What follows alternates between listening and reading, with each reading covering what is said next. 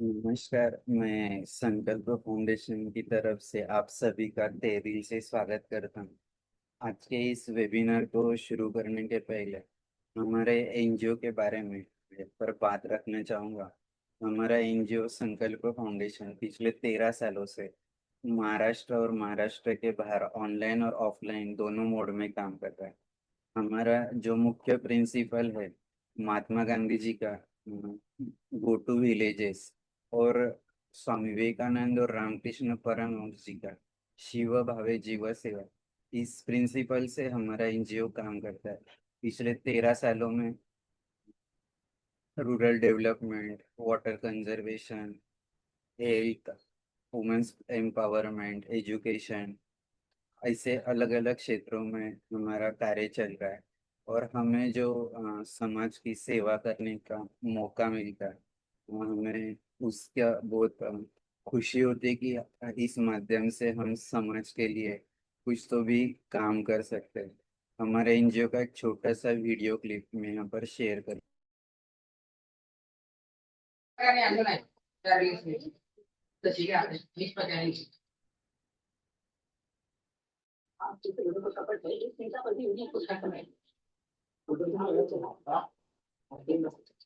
Alam mo lagi? आना जाना करता है युग में हम चरित्र निर्माण न भूले, स्वार्थ साधना की आंधी में वसुधा का कल्याण न भूले। माना अगम गाध सिंधु है, संघर्षों का पार नहीं है, किंतु डूबना मझधारों में साहस को स्वीकार नहीं है। जटिल समस्या सुलझाने को नूतन अनुसंधान न भूले। निर्माणों के पावन युग में हम चरित्र निर्माण न भूले, स्वार्थ साधना की आंधी में कल्याण न भूले। शील विनय आदर्श श्रेष्ठता तार बिना झंकार नहीं है। शिक्षा क्या स्वर साध सकेगी यदि नैतिक आधार नहीं है। कीर्ति कौमुदी की गरिमा में संस्कृति का सम्मान न भूले। निर्माणों के पावन युग में हम चरित्र निर्माण न भूले, स्वार्थ साधना की आंधी में वसुधा का कल्याण न भूले। आविष्कारों की कृतियों में यदि मानव का प्यार नहीं है, सुजनहीन विज्ञान व्यर्थ है। प्राणी कोरोना समय में जब हमारे सारे फिजिकल एक्टिविटी बंद है, तो हमने ऑनलाइन वेबिनार सीरीज शुरू किया अगस्त 2020 में। उसमें अलग अलग टॉपिक के ऊपर हमने महाराष्ट्र और महाराष्ट्र के बाहर के एक्सपर्ट को बुलाया, जैसे कि रूरल डेवलपमेंट है, एग्रीकल्चर जो रूरल में बहुत ज़्यादा जरूरी है, तो different types of agriculture practices, yogic farming, natural farming, organic farming, millets farming. इसके अलावा उस समय बहुत सारे लोगों को टीवी का स्क्रीन हो, मोबाइल का स्क्रीन हो या कंप्यूटर का स्क्रीन बहुत ज़्यादा लोग इस्तेमाल कर रहे थे, तो उसके ऊपर कैसे कंट्रोल करना है, इसके बारे में हमने ऑनलाइन पेरेंट्स के लिए और उनके बच्चों के लिए वर्कशॉप रखे। इसके अलावा हमारे सबके अ, छत्रपति शिवाजी महाराज हो, डॉक्टर बाबा साहेब आम्बेडकर, भगवान गौतम बुद्ध, इनके चरित्र के ऊपर भी हमने वेबिनार रखा। इसके अलावा विश्व शांति, वाटर सिक्योरिटी, हेल्थ, ऐसे अलग अलग टॉपिक के ऊपर हमने वेबिनार रखे, और पूरे इंडिया से हमें बहुत सारा रिस्पांस मिला। आज हम जिस वेबिनार में जुड़े हैं, संवाद सारथी, बहुत सारे लोगों से बात करने के बाद ऐसे तय किया कि जो भी डिफरेंटली एबल विकलांग लोग हैं, उनके जीवन में हर रोज चैलेंजेस रहते हैं। तो अपना जीवन जीते समय वो उनमें जो कमियां हैं उसको वो कैसे ढूंढ के उसके ऊपर हावी हो जाते हैं। इसके अलावा वो अपने लाइफ का बैलेंसिंग कैसे करते हैं। और जब भी वो एजुकेशन हो, उनका करियर हो, या सोसाइटी और फैमिली में उनका मिक्सिंग हो, तो वो अपने आप को कैसे एडजस्ट कर लेते हैं, इस बारे में हमने सोचा। और हमने 15 अगस्त 2022 को संवाद सारथी शुरू किया कि ऐसे सारे लोग की जो ऑलरेडी अपने सोसाइटी में अपने आप को सिद्ध करके इस मुकाम तक पहुंचे कि वो कोई स्पोर्ट पर्सन है, कोई गवर्नमेंट ऑफिसर है, कोई बिजनेसमैन है। ऐसे अलग अलग हमें यहाँ पर महानुभाव मिले। उनका जो भी शेयरिंग है उससे हमें, और जो भी ऑनलाइन हम लोगों तक शेयर करते हैं उनको बहुत सारी प्रेरणा मिली। और हमारा यही मकसद है कि ये संवाद ज़्यादा से ज़्यादा बढ़े। इसलिए ये संवाद सारथी वेबिनार सीरीज हमने शुरू किया। मैं ज़्यादा समय न लेते हुए सभी का एक बार स्वागत करता हूँ। और आज के हमारे वक्ता ख्याति मैम का परिचय करने के लिए अंजलि मैम को मैं रिक्वेस्ट करता हूँ। Anjali ma'am. Thank you so much Vishal sir. कहते हैं मंजिल उन्हीं को मिलती है जो रास्तों से हार नहीं मानते, और कुछ लोग अपनी जिंदगी से ही ऐसी कहानी लिख देते हैं जिसे सुनकर दूसरों को भी आगे बढ़ने की हिम्मत मिलती है।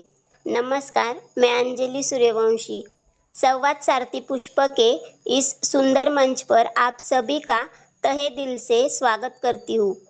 अब मैं बड़े हर्ष और सम्मान के साथ हमारे आज की विशिष्ट वक्ता का परिचय प्रस्तुत करना चाहूंगी। हमारी आज की सम्माननीय वक्ता है सुश्री ख्याति मेहता जी। 60% लोकोमोटर दिव्यांगता होने के बावजूद उन्होंने कभी अपनी परिस्थितियों को अपने सपनों के बीच नहीं आने दिया।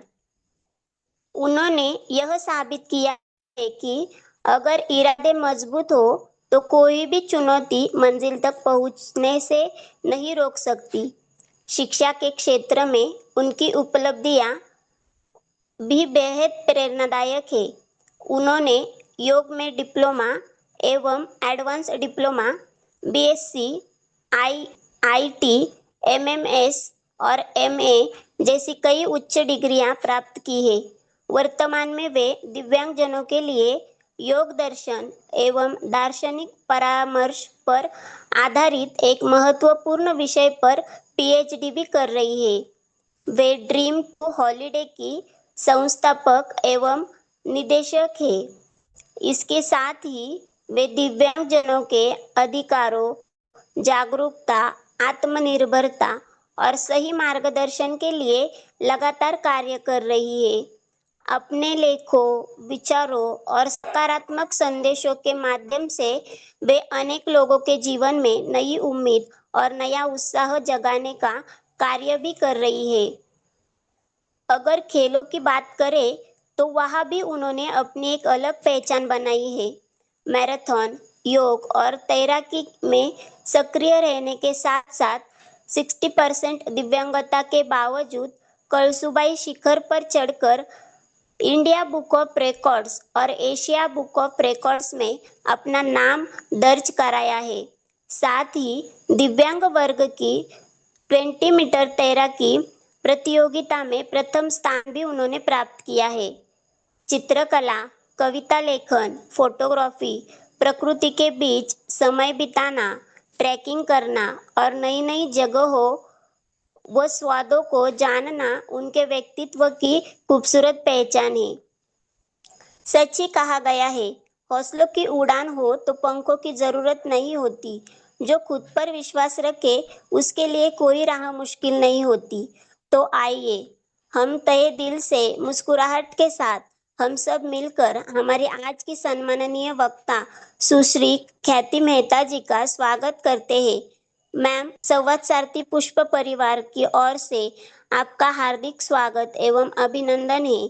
हम सभी आपके प्रेरणादायी विचार सुनने के लिए उत्सुक है। आपका बहुत बहुत स्वागत है। धन्यवाद। Thank you very much. इतना शुद्ध हिंदी प्लीज मैं नहीं बोलता, पर आपने बहुत ही बढ़िया इंट्रोडक्शन दिया है। आई डोंट थिंक सो कि लाइफ में कभी किसी ने इतना सुंदर तरीके से, जैसे एक माला परोते हो ना, वैसे एक एक जैसे मोती लगा रहे हो ना, वैसे आपने बोला है। And it is really I think skill to be recommend commendable. ठीक है, तो thank you very much for such a beautiful introduction. It is you more than me. देख, बोलते हैं ना कि beauty lies in the eyes of the beholder.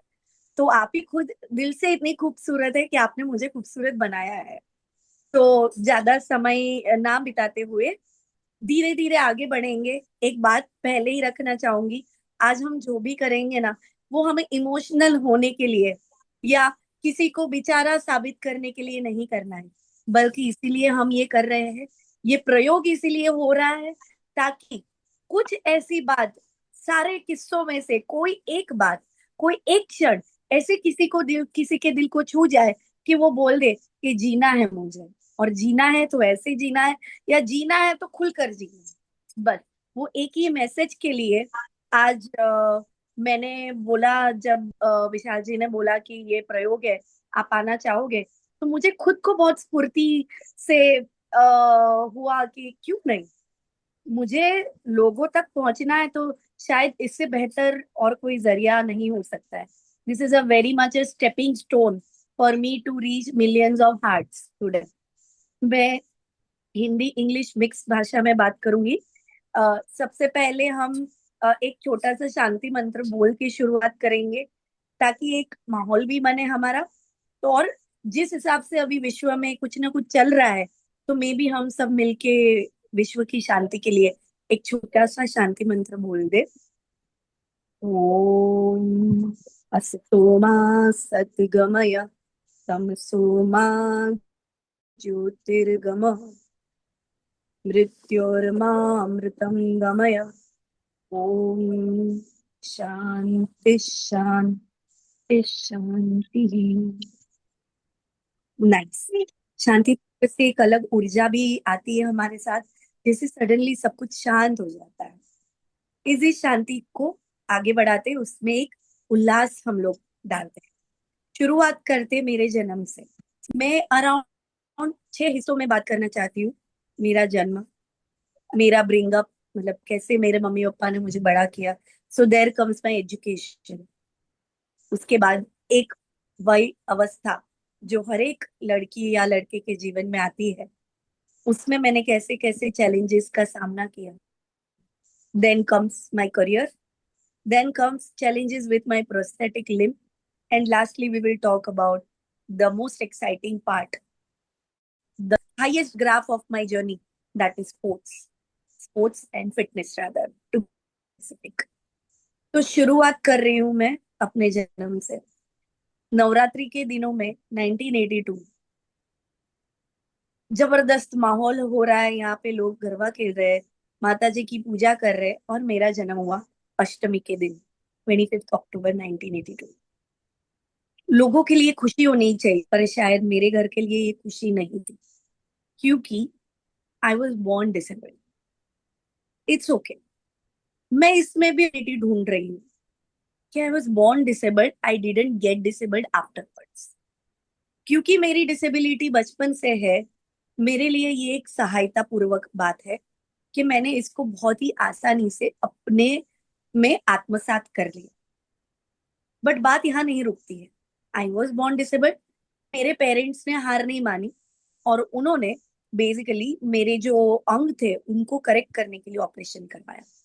तो I was born 60% disability. It is called as nail patella syndrome, जहाँ पे अपने घुटनों की कुछ एक पटेला जॉइंट करके होता है, या तो वो नहीं होता है या तो वो हाफ वे होता है, और इस तरह से कुछ पैर होते हैं। ठीक है, और मेरे हाथ जो थे वो ऐसे चिपके हुए थे। बहुत ही मेहनत से एक्यूप्रेशर, एक्यूपंक्चर, अलग अलग आजमा कर, चीजें आजमा कर मेरी मम्मी ने मेरे हाथ खोले, जो आज अभी अप टू 90 डिग्रीज तक खोल पाती हूँ. So this is my maximum range which I can open up my hand. अभी आई बात पैर की, तो पैरों में डॉक्टर महेश संघवी करके हमारे एक रिलेटिव थे, उन्होंने बहुत प्रोत्साहन दिया मम्मी पापा को कि आज विज्ञान बहुत आगे जा चुका है, हम हार कर नहीं बैठेंगे, हम इसके पैरों को इलाज कराएंगे. पहला इलाज हुआ, शायद नया इलाज था, तो उसमें कोई तो टेस्ट नहीं हुए होंगे और ब्लड सर्कुलेशन जो पंजे का पोर्शन है वहां पे बंद हो गया और गैंग्रीन हो गया. Hardly at the age of 1 year old ये जो मेरा फुट का हिस्सा होता है वो काटा गया और एक एंकल था, वो एंकल को मोड़ कर ऐसा कुछ शेप दिया गया था. I will try to show the picture in the Facebook later on. मैं भेजूंगी, वो बाद में हम यूट्यूब में इनकॉर्पोरेट कर सकते हैं. बाद में मम्मी पापा थोड़े हताश जरूर हुए थे, पर फिर भी कहीं एक आशा थी कि ऐसे बैठ जाना भी मुनासिब नहीं है. शायद साइंस ने बोला कि अभी आप मेरे पे, मैं देखता हूँ कि आप में कितनी पेशेंस है. ठीक है, तो साइंस ने और एक बार हमें आवाज दी और हमने वो दरवाजे को खोला, दूसरे डॉक्टर के पास गए, ज्यादा बारीकी से पूरा डायग्नोस करके, पूरी नर्व्स वगैरह सारी नसें डिटेल में उसकी तपास करके सेकेंड ऑपरेशन हुआ. थैंकफुली ये ऑपरेशन सक्सेसफुल हुआ एंड ये पैर के ही जरिए, that is my left leg, उसके जरिए हमारी जिंदगी हमने पॉजिटिव आगे निकाल लेंगे, वो भरोसा हमें बैठ गया. ये था छोटा सा introduction of how I was born. So I was born disabled but I got disabled further again, but I was never treated like a disabled. That's the beauty of my parents. उन्होंने समझ लिया एक तो बेटी है, ऊपर से उसके डिसेबिलिटीज है, तो अभी इस बेटी को हमें कैसे बड़ा करना है कि भविष्य में वो किसी के पास, किसी के सामने हाथ नहीं फैलाएगी, वो अपनी बुद्धि का प्रयोग करके आगे बढ़ेगी. जिंदगी में एक बात मेरी मम्मी ने बहुत अच्छे से समझाई है, यहाँ से किस्मत से मतलब कोई भी कुछ भी लेके जा सकता है अपने पास से, पर बुद्धि से अपने पास से कोई छीन नहीं सकता. एक ज्ञान और बुद्धि एक ऐसी हमारी हमारी पोजेशन है कि उससे हमारे पास से कोई छीन नहीं सकता. तो अगर हमें जीवन में आगे बढ़ना है तो विद्या का ही सहारा लेना है. वही बात को दृढ़ करते हुए मुझे नॉर्मल स्कूल में रखा गया. नॉर्मल स्कूल में वो टाइम पे मेरे पास चलने के लिए एक शूज, वो मेरे पैर के आकार का शूज बना के मुझे चलाते थे और मैं नॉर्मल ही चलती थी. और मम्मी ने कभी डिसेबल्ड या पापा ने कभी ट्रीट ही नहीं किया, बल्कि पूरे परिवार ने मुझे ऐसे संभाल के रखा, संभाल के भी और स्ट्रगल के सामने खोल कर भी, कि मैं अपना रास्ता खुद बनाऊं. हाँ, जरूर पड़ेंगे तो हाथ देते थे, पर पहले मुझे कैसे भी करके प्रोत्साहन देते थे कि खुद का रास्ता पहले तू बना, बाद में बना पाई तो डेफिनेटली हम है ही तेरे पास. तो वो भरोसे से मैं आगे बढ़ती गई, बढ़ती गई. बचपन में भी मैंने रेसिंग में भाग लिया, मैंने लंगड़ी में भाग लिया. इनफैक्ट कभी कभी मैंने थोड़े से इश्यूज भी फेस किए, क्योंकि मैं अलग दिखती थी, हाथ अलग तरीके से रहते थे, एक पैर कटा हुआ, वो अलग ऐसा शूज वाला दिखता हुआ. तो कहीं ना कहीं वो चीजें अच्छी नहीं थी. इवन मेरे जो दोस्त हो गए, बहुत ही पर्टिकुलर और लिमिटेड एक सोसाइटी मेरे साथ दोस्ती करती थी. शायद उसी वजह से मैं टॉकेटिव हो गई. मैं इतनी बातें करती थी कि मुझे टीचर को पीछे बिठाना पड़ता था, और अगर मैंने पीछे भी बातें करनी शुरू कर दी तो मुझे कोई लड़के के साथ साइड में बिठा देंगे, फिर भी मैं बात करना नहीं छोड़ूंगी तो मुझे आगे बिठाएंगे, फिर भी थोड़ी थोड़ी बात मुझे क्लास से बाहर भी निकाल देते थे. तो मतलब शायद मेरा टॉकेटिव होना मेरा एक्सप्रेशन का हिस्सा था, क्योंकि मैं लोगों की तरह नहीं थी, अलग थी. तो वो अलग को मुझे लोगों में मिलाना था. तो एक ही रास्ता मेरे पास था, वो था बातें करना. और जो कोई भी एजुकेशन में पेपर्स आएंगे, एग्जाम्स आएगी, उसमें अच्छे से अच्छा परफॉर्म करना. ये दो टूल्स थे मेरे सोसाइटी के साथ मिलने जुलने के. बहुत अच्छे से मैंने सोसाइटी के साथ हाथ मिलाया, आगे बढ़ी। आया समय मेरा कॉलेज का। मैंने 11th 12th science Mithibai college से किया है। 11th 12th science Mithibai college में करने से पहले भी मेरे पापा ने मुझे पहली बार ट्रेन में अकेले भेजा मेरे कॉलेज के फॉर्म्स लेने के लिए। 3 या 4 कॉलेज के फॉर्म्स लिए थे मेरे ख्याल से मैंने। जोगेश्वरी में I think Patkar college, Vile Parle में अपना ईस्ट में कौन सा कॉलेज है I forgot, Mithibai college west में विले पार्ले, और एक आध कॉलेज में मुझे भेजा होगा। तो सभी कॉलेज में अकेले मुझे भेजा है with this disability mind it. I went alone, I travelled by train. उन्होंने ये डर नहीं जताया कि कहीं ट्रेन में से गिर गई तो या कुछ हुआ तो। कितनी मेहनत लगी होगी उनको ये भरोसा खुद में लाने के लिए कि मेरी बच्ची सही सलामत वापस घर आएगी ही आएगी।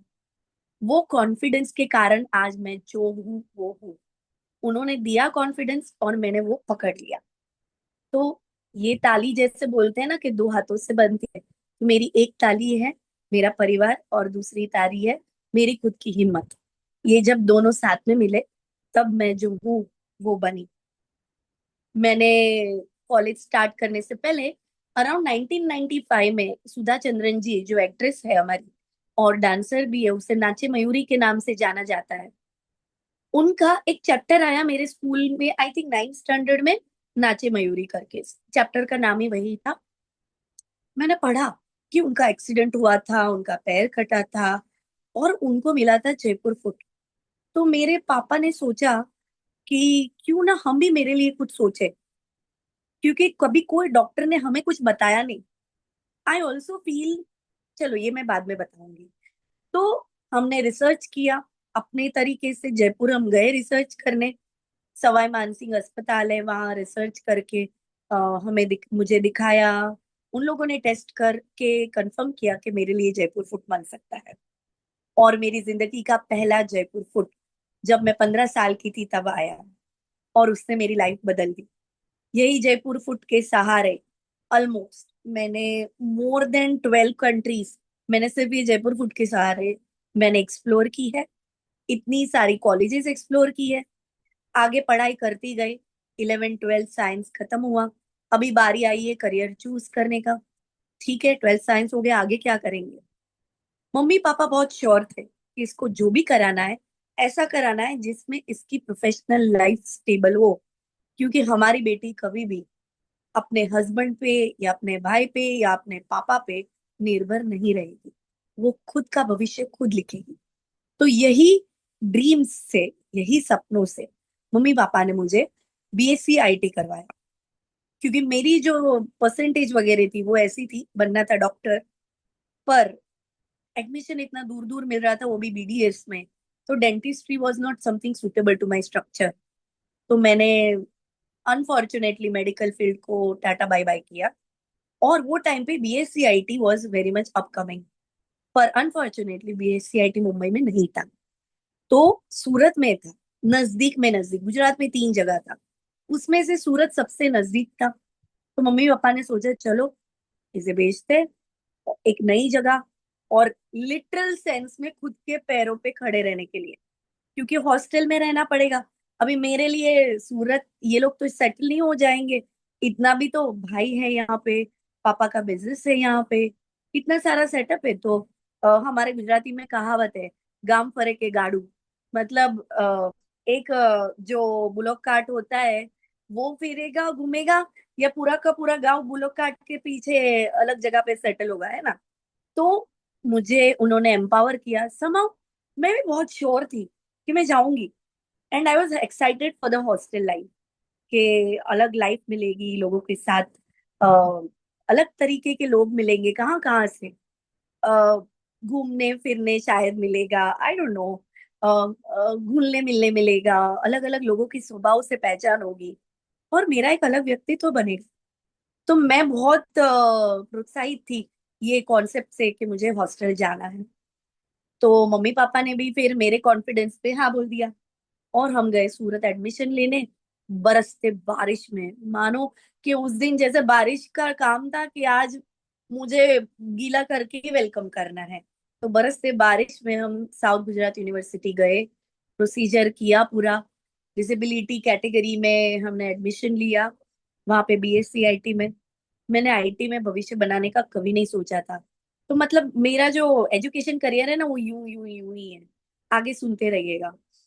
तो गई मैं हॉस्टल, एडमिशन मिल गया, हॉस्टल में एडमिशन मिल गया। 2-3 दिन में पूरा सामान, गद्दा वद्दा ये सब लेकर मैं शिफ्ट हो गई सूरत। मम्मी पापा छोड़ने आए थे, फिर बाय बाय करके निकल गए। जैसे बेटी को उसी दिन उन्होंने विदा कर दिया था कि अब बेटी को ब्याह तक वेट करने की जरूरत नहीं विदा करने को, अभी ये अपने पंख लेकर उड़ेगी। उतने भरोसे के साथ उन्होंने मुझे सूरत भेज दिया सीआईटी करने। I was not successful in BSc IT, but I was successful in spending those 3 years of my bachelor's life. जो मेरा bachelors of science in IT जो एजुकेशन था, वो दौरान मुझे एजुकेशन में काफी अप्स डाउन्स आए, क्योंकि मुझे आईटी में इतनी चाह नहीं थी। तो कभी कभी केटी आ जाती थी कोई सब्जेक्ट में, पास हो जाती थी बाद में मेहनत करके, एक सब्जेक्ट में आगे पीछे होके, इट्स ओके। पर कहीं ना कहीं एजुकेशन में मजा नहीं आया था मुझे। पर मैंने पर्सनल लाइफ में बहुत ही प्रगति की। मैंने वहां पे ऐसे ऐसे एक तो वेदर का सामना, बारिश होगी, हॉस्टल एक बाजू है और यूनिवर्सिटी का बिल्डिंग एक बाजू जहां हमें पढ़ना है, ऑलमोस्ट 2 किलोमीटर का डिस्टेंस जो चल के जाना है। हॉस्टल के अंदर तो वैसे गांव जैसा माहौल था, वहां कोई रिक्शा भी नहीं आएगी अंदर, ऐसा तो छोटा रास्ता था। मैं लिटरली गांव जैसे माहौल में 3 साल रही हूँ।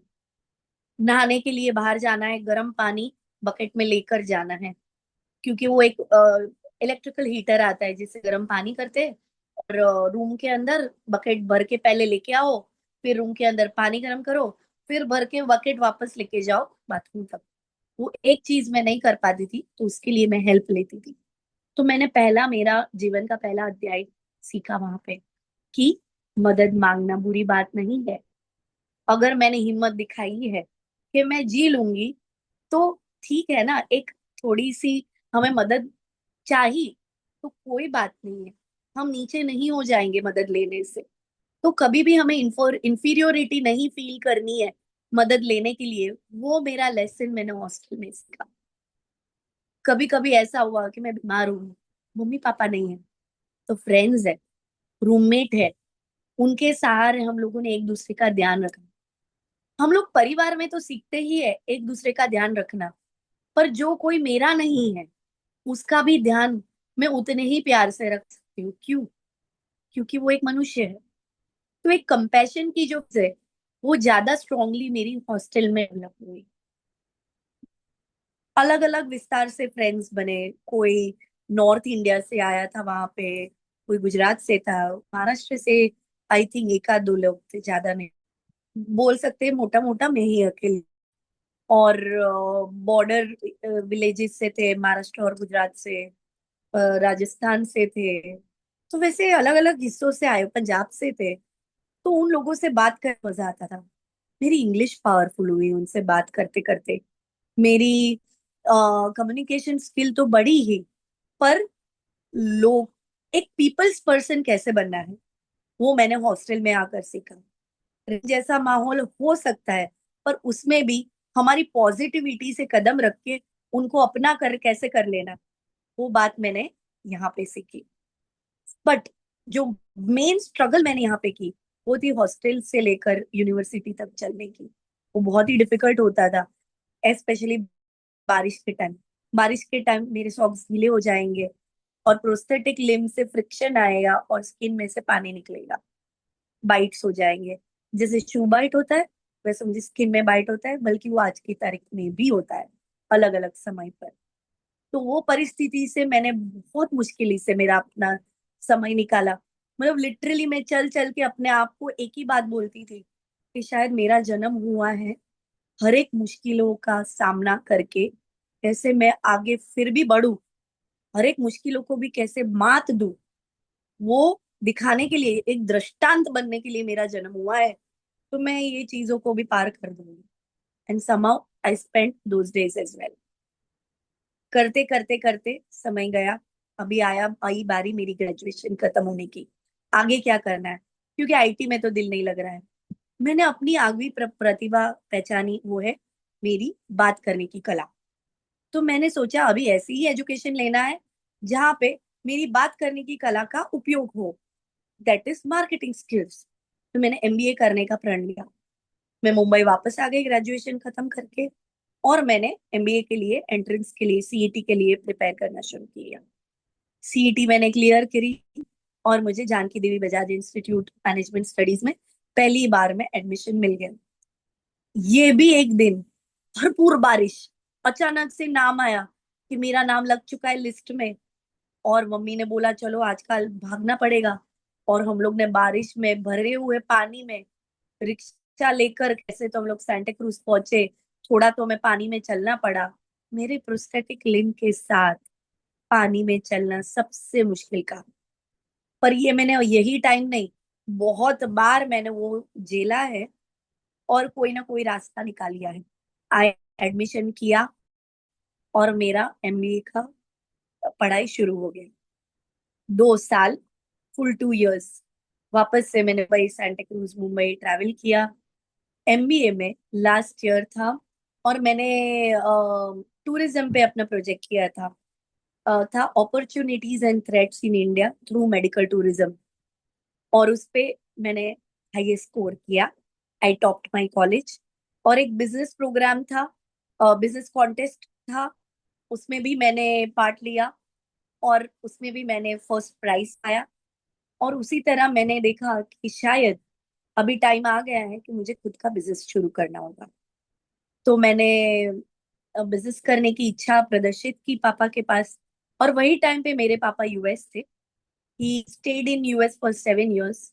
वो नहीं थे हमारे पास, मैं, मम्मी और भाई, हम तीनों ने बिना पापा के 7 साल गुजारे। इन 7 सालों में पापा ने मुझे पहले अचानक से बोला कि उनके कुछ दोस्त है, उनको घूमने जाना है। तो उन्होंने बोला तू उसके लिए टूर प्लान करेगी क्या। एक्चुअली हमारा एक छोटा सा ट्रैवल एजेंसी पहले था, जो पापा यूएस गए फिर उसको हमने बंद कर दिया था। तो उसी को रिस्टार्ट करने का प्रयत्न हमने फिर किया। मैंने पापा को हाँ बोल दिया कि चलो करते हैं उनके लिए ट्रैवल प्लान। तो वैसे ही मैंने सीखा दिल्ली, आगरा, जयपुर, गोल्डन ट्रायंगल, हरिद्वार, ऋषिकेश, बद्रीनाथ, और यहाँ पे साउथ में केरला, और मध्य प्रदेश में पचमढ़ी, कान्हा और बांधवगढ़। इन इतने विस्तारों से मैंने अपनी टूरिज्म में जर्नी शुरू की। मेरी इंटेलेक्चुअल एबिलिटी के हिसाब से मैं अलग सोचती थी। मुझे कुछ भी रूटीन चीजें अच्छी नहीं लगती थी, कुछ अतरंगी करना ही अच्छा लगता था। तो ये सारे नॉर्मल डेस्टिनेशन में भी मैं कुछ अतरंगी ढूंढ के लेके आती थी, और मेरे क्लाइंट्स को, इनबाउंड क्लाइंट्स को, फॉरेनर क्लाइंट्स को मैं ऑफर करती थी। और उसी के साथ मेरी जर्नी शुरू हुई ऑफ बीट टूरिज्म में। ऑफ बीट टूरिज्म मेरा हिस्सा बन गया और धीरे धीरे मैंने रिसर्च टाइम इन्वेस्ट करना शुरू कर दिया। 2003 से लेकर आज तक कम से कम मैंने 50-60 देशों में टूर ऑर्गेनाइज करी होगी, लाखों कस्टमर्स को भेजा होगा अलग अलग जगह पे, देश में, विदेश में, हर जगह। इतना ही नहीं, मैंने खुद ने अपने रिसर्च के लिए, अपने स्टडीज के लिए बहुत सारी जगह को घूमा भी। आज मैं बोल सकती हूँ कि मैंने 24 कंट्रीज आज तक विजिट कर ली है। और पापा की तो इच्छा है कि मैं उनके होते हुए 200 कंट्रीज है मेरे ख्याल से, कुछ 200 या 250, वो सारी कंट्री में घूम लूं। अभी देखते हैं भगवान की इच्छा क्या है।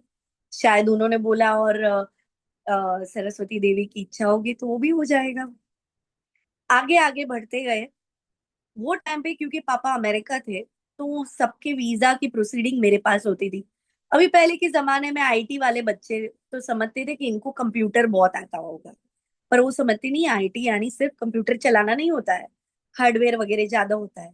पर एनीवेज, तो मेरे आईक्यू को मद्देनजर रखते हुए मेरे पूरे फैमिली का वीजा का सारा काम मेरे पास। तो उससे मैंने अपने ही फैमिली के वीजा करते करते करते वीजा का काम सीखा। उतना ही नहीं, मेरे पड़ोसी का रिजेक्टेड वीजा मैंने अपनी इंटेलेक्ट यूज करके, सूझबूझ यूज करके उनका वीजा ग्रांट करवाया अमेरिका का। तो तभी से मैंने आइडिया लिया कि क्यों मैं सिर्फ टूरिज्म करूं। एक ऐसी हम लोग फील्ड ऐड करते हैं अपने बिजनेस में जहां पे मेरा कोई कंपटीशन ना हो। वो मैं करूं तो अपनी बुद्धि से काम करूं। तो हमने वीजा की सेगमेंट ऐड की 2003 में along with the tourism work. तो आज पूरे मुंबई में एटलीस्ट मैं बोल सकती हूँ कि I don't have a competition. और मैं अगर बोल रही हूँ कि इनका वीजा होना चाहिए तो इनका वीजा होना चाहिए। ऐसे ऐसे किस्से किए हैं, ऐसे ऐसे अनुभव हुए हैं वो फील्ड में कि मुझे सच्ची में कॉम्प्लिकेशन आता है तो ऐसा लगता है कि किक मिली है। और मैं वो चैलेंज को हाथ में लेती हूँ और सफलता को प्राप्त करके और आगे बढ़ती हूँ। और वैसे ही टूरिज्म के माध्यम में भी मैं पीछे नहीं हूँ। बहुत सारी कंट्रियों के मैंने स्पेशलिस्ट सर्टिफिकेट्स लिए हुए हैं। खुद कर घूम कर खुद ही घूम कर उन्हें एक्सप्लोर करके फोटोग्राफी के माध्यम से उनकी रील्स बना के लोगों तक पहुंचाया है। और आगे भी गाइड करती रहूं, ऐसी मेरी इच्छा है। और एक नया फील्ड मैंने ऐड किया, वो है एक्सेसिबल टूरिज्म। एक्सेसिबल टूरिज्म के माध्यम से मैं जो भी पर्सन विद डिसेबिलिटी है उन्हें अगर ट्रैवल फील्ड में ट्रैवल करना है खुद के लिए तो क्या क्या सुविधाएं उनको लग और वो कहाँ मिल सकती है, उसकी बुकिंग कैसे करनी है, वो सुविधाएं हम करने के लिए अभी सक्षम है। तो ये भी काम हमने काफी सालों से शुरू कर दिया। तो एक्स्ट्रा सेगमेंट एक्सेसिबल टूरिज्म में आज मैं बोल सकती हूँ कि मुंबई में I am the only one who is promoting accessible tourism. पूरे इंडिया में शायद और एक लड़की है दिल्ली में जो करती है, and I am the only one. So I am very proud about myself to find this new way out, opening one more door for person with disability to travel limitless। आगे बढ़ते गए अभी आई बात एक एज की जहां पे हमें अभी हमारा पार्टनर ढूंढना है। ये बहुत ही एक करुण मुद्दा है मेरे हिसाब से। बहुतों के लिए नहीं भी हुआ है, पर शायद खुद खुद की किस्मत। जब भी पर्सन विद डिसेबिलिटी का शादी के लिए प्रपोजल दिया जाता है, अपेक्षा यही होती है कि अगर आप डिसेबल्ड हो तो सामने पार्टनर भी डिसेबल्ड होना ही चाहिए, वरना रिश्ता अरेंज मैरिज तो भूल ही जाओ, मतलब वो होगी ही नहीं तुम्हारी। अगर तुम तो partner matching is more over, it is a physical match making and not a partner match making. ये मुद्दे में काफी बार मेरी लड़ाइयां हुई समाज के साथ, मेरे परिवार के साथ। क्यों हुई? क्योंकि ये जो परिस्थिति है ना, उनको कॉम्प्रोमाइज का नाम दिया गया। हर एक लड़का जब भी मैं देखने गई या मुझे देखने आया तो क्या बातें होती थी? लड़का कैसा है? नहीं, पढ़ा लिखा है, बेसिक, एटलीस्ट बीकॉम है। बहुत ज्यादा पढ़ा लिखा शायद नहीं है, और इसलिए मैंने मना किया। तो मुझे मिरर दिखाया जाएगा कि तू खुद को देख, तू डिसेबल्ड है तो तुझे एडजस्ट तो करना है, कुछ तो छोड़ना पड़ेगा। तो या तो तू पढ़ाई छोड़, या तो तू लुक छोड़, या तो तू परिवार छोड़, या तो तू वो लड़के का स्वभाव छोड़, पर तू कुछ छोड़, तभी तू कोई पार्टनर को अपना बना पाएगी। ये कॉन्सेप्ट ने मेरे मन में एक घर कर लिया कि नहीं, मैं कभी भी कॉम्प्रोमाइज करने के लिए पार्टनर नहीं चूज करूंगी, क्योंकि मैं कॉम्प्रोमाइज करने के लिए नहीं आई हूँ, मैं अपना रास्ता बनाने को आई। अगर मुझे कॉम्प्रोमाइज करना ही होता तो मैं मेरे पैरों पे चलती ही नहीं, मैं हॉस्टल जाती ही नहीं, मैं अपना भविष्य बनाती ही नहीं। तो मैं जब इतनी खुले दिल की इंसान हूँ, मेरे में आगे बढ़ने की इतनी एक उत्तेजिता है, तो मैं कॉम्प्रोमाइज का नाम क्यों दूं अपनी जिंदगी को। और मैंने डिसाइड किया वन फाइनल डे कि नहीं, सॉरी, मुझे नहीं करनी है शादी। क्योंकि शादी करने से ही क्या आपका जीवन संपूर्ण होता है? मुझे नहीं लगता है। मुझे लगता है आपका जीवन संपूर्ण तब होता है जब आप समाज के लिए एक उदाहरण बन सको, आप कुछ कर सको ऐसा कि समाज में कोई पॉजिटिविटी आए। आप किसी पे डिपेंडेंट ना रहकर आप किसी को रादर एक सहारा बनकर अपना जीवन अगर जीकर ऊपर जाते हो और लोगों के दिल में अपना एक नाम बनाकर जाते हो, तब जाकर मैं मानूंगी कि मैंने जीवन जिया और मेरा जीवन संपूर्ण हुआ। मेरी जीवन की संपूर्णता की डेफिनेशन, व्याख्या अलग है। मैंने खुद को, अपने आप को इतना अच्छे से एक्सेप्ट किया है कि I think I am the best. इसी बात से लेकर मैंने और आगे प्रोग्रेस किया। ट्रैवल करते करते काफी दिक्कतें आई, जैसे कि मेरे प्रोस्थेटिक लिम्ब में कोई ना कोई हर 3-4 साल में मुझे जयपुर जाना पड़ता था, एक बार नाप देने के लिए और 1 महीने के बाद वापस से फूड का डिलीवरी लेने के लिए। तो हम जाते थे आते थे, ये सिलसिला चला तकरीबन 20 साल तक। 1995 से लेकर अराउंड 2014-15 टाइम्स। फिर 2017 में जब मैं स्कैंडिनेविया घूमने गई थी, तब मैंने देखा कि मेरे में चलने की क्षमता कम हो गई है। जो लड़की पूरा संजय गांधी नेशनल पार्क घूम लेती थी, मतलब 8-10 किलोमीटर यूं ही चल लेती थी, वो अभी 1 किलोमीटर क्या 500 मीटर भी नहीं चल पा रही है। There is something wrong. मेरी friend Nirali, she is a physiotherapist, उसने फिर मुझे मार्गदर्शन दिया। हम लोग ने डॉक्टर डॉक्टर अलग अलग क्लिनिक पे दर खटखटाया, डायग्नोसिस के लिए ट्राई किया, बट हर एक डॉक्टर मुझे या तो एमआरआई करने को बोल रहा है या दवाई प्रिस्क्राइब कर रहा है। तब जाके निराली का दिमाग चला, उन्होंने बोला तुझे जो भी तकलीफें हुई है वो तेरी बायोमैकेनिक्स की वजह से होती है। What is biomechanics? आप जिस तरह से चल रहे हो, आपका पोस्चर मेंटेन कर रहे हो, उसे बायोमैकेनिक्स बोलते हैं। वो बायोमैकेनिक्स का जब असंतुलन होता है, तभी आपके शरीर में बहुत सारी इश्यूज और प्रॉब्लम्स क्रिएट होते हैं। और ये इंटरनल भी बोल सकते हो और एक्सटर्नल भी। तो मेरे जयपुर फुट के कारण थोड़ा सा लिम्पिंग था। लिम्पिंग यानी ऐसे झुक के चलना, डिप लेकर चलना। तो जब ये बात समझ में आई, तब डॉक्टर ने बोला हाँ ये हो सकता है। मतलब आजकल के मुझे मेडिकल पे भी शायद इतना भरोसा नहीं रहा है।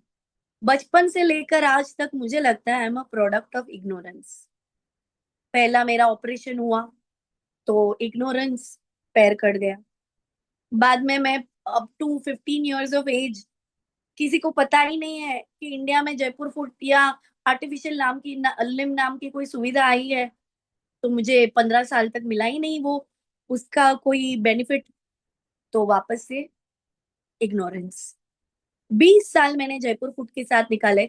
बाद में जयपुर फूड मेरी एक्टिव लाइफस्टाइल को सूटेबल नहीं है, इसीलिए मुझे बचपन से लेकर आज तक छोटे मोटे प्रॉब्लम्स होते थे, जैसे सूजन आना, नी पेन करना, इम्बैलेंस के कारण रैशेज होना और कितने सारे प्रॉब्लम्स, बैक पेन का होना। ये सब कुछ अगर मुझे पता होता कि मुझे कार्बन फाइबर फूड की जरूरत है, तो हम लोग शायद 90s में ही वो फूड करवा सकते थे and I could have been a different personality. पर अगेन इग्नोरेंस। तो 2018 में फाइनली हमें डॉक्टर की एडवाइस मिली, बायोमेकेनिक्स को अगर स्थिर करना है तो we should upgrade my prosthetic from Jaipur foot की carbon fibre foot. So thanks. But जब भी मैं गिरी, एक बात है, even though I am a product of ignorance, but at the same time whatever I am becoming, that is something I am product of my willpower. जितनी मुश्किलें आई उसमें से रास्ता निकलता गया। तो ये गहरी अंधेरी टनल है जहाँ पे रास्ते नहीं दिखते हैं मुझे, पर मेरी पॉजिटिविटी और विल पावर वो एक ऐसा लेंटर्न है, एक ऐसा दिया है कि वो दिया मेरा रास्ता अपने आप बनाता जाता है। तकलीफें आई, पर तकलीफों के बाद मुझे रास्ता भी मिला। तो I am thankful for that. बहुत सारे लोग हैं जो अंधेरे में रहकर ही चले गए ये दुनिया छोड़कर। मुझे ऐसा नहीं लगेगा कभी भी, जब भी मैं जाऊंगी तब। आगे बढ़ी मैं, मेरा फर्स्ट कार्बन फाइबर फुट आया मेरे पास, वो था ऑटोबॉक का। I was very happy. कुछ अलग आया मेरी लाइफ में।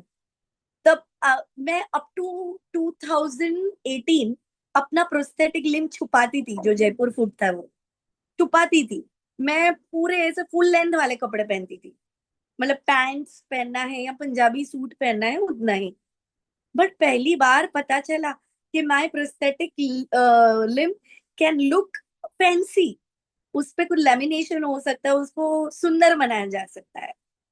तो मैंने लेमिनेशन करके अपना first ever carbon fibre foot auto box से बनाया, और मैंने शॉर्ट्स स्कर्ट्स वगैरह सब कुछ पहनना शुरू कर दिया।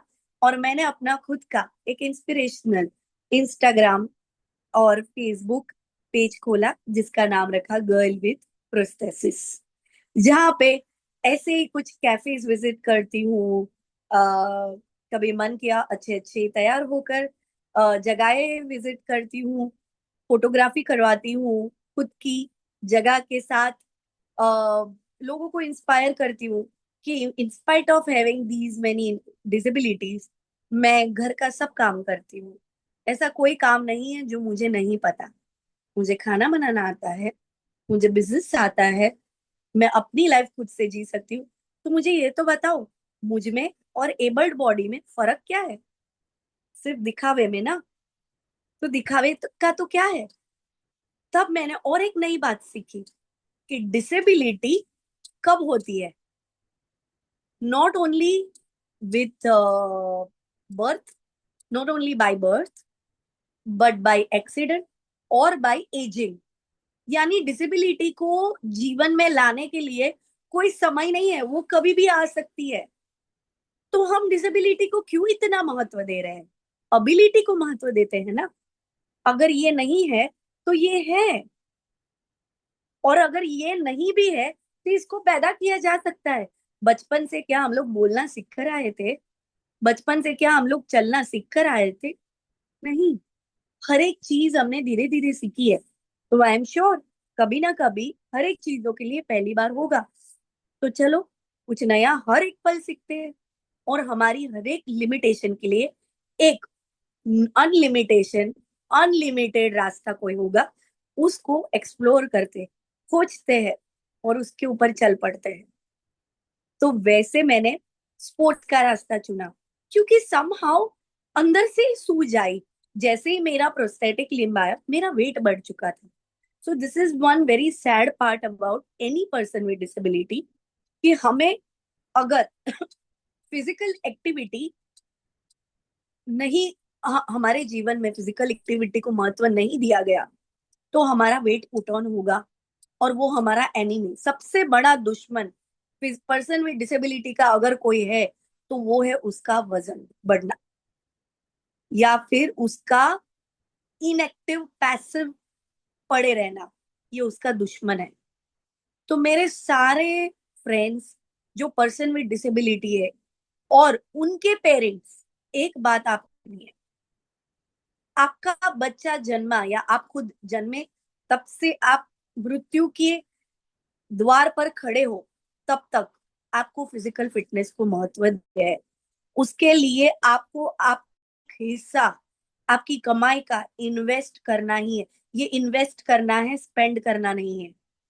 क्योंकि अगर आप हेल्दी रहोगे तो आप अर्न करोगे, अगर आप अर्न करोगे तो आपकी जीवन की सारी खुशियां आप खुद पा सकोगे, किसी पे निर्भर नहीं रहोगे। तो इसीलिए आप व्हीलचेयर पे हो तो व्हीलचेयर की एक्सरसाइज करो, आप क्रचेस से चलते हो तो उस हिसाब से एक्सरसाइज करो, प्रोस्थेट पहनते हो हाथ में पैर में तो उस हिसाब से एक्सरसाइज करो।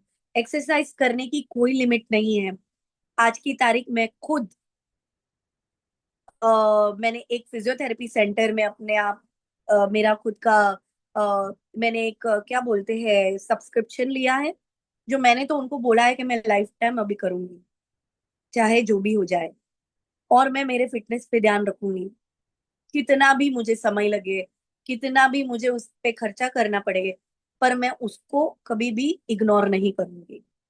क्योंकि एक फिजियोथेरेपी से, एक जिम से तुम्हारे वो सारे मसल स्ट्रांग हो गए, जो आपकी वीक मसल को सहायता करेंगे उसको कॉम्पेंसेट करने के लिए। और ऐसी बहुत सारी एक्सरसाइज है जो कॉम्पेंसेशन को बचाकर एक्सरसाइज का बेनिफिट दे सकती है आपके मसल्स को, और मैं उसका जिंदा एग्जाम्पल हूँ।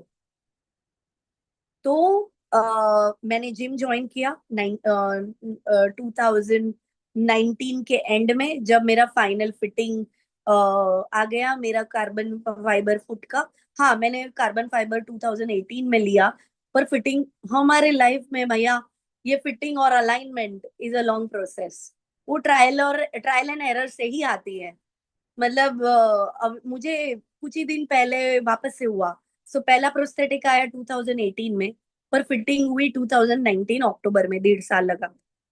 पर वो 1.5 साल के बाद मेरा ग्राफ यूं गया है, लिटरली यूं। क्यों?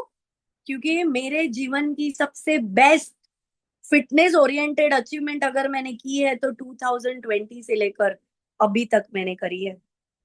2020 में मेरी जीवन का पहला मैराथन मैंने चला।